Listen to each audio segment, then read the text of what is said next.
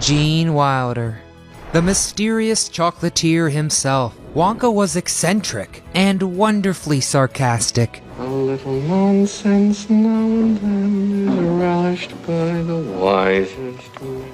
Brilliantly played by Gene Wilder, who was nominated for a Golden Globe and many think was Oscar snubbed. One of Wilder's first credits was the socially awkward Billy Bibbit in the original Broadway production of One Flew Over the Cuckoo's Nest, opposite star Kirk Douglas. In 1963, Gene co-starred in a production opposite Anne Bancroft, who introduced him to her husband, Mel Brooks. This led to his breakout performance in Brooks's The Producers. Mr. Bialystok, I cannot function under these conditions.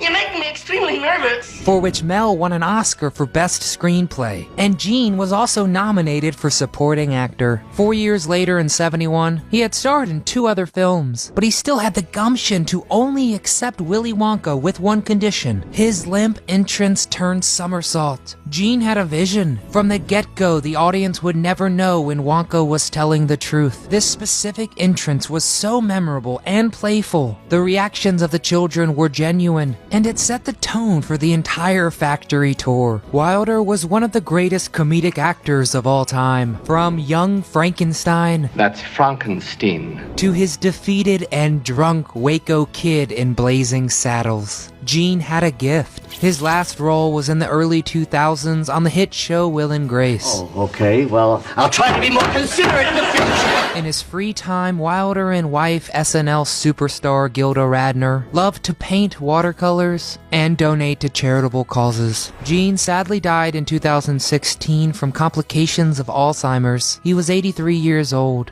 There is no life I know to compare with pure imagination. Living there, you'll be free. If you truly wish to be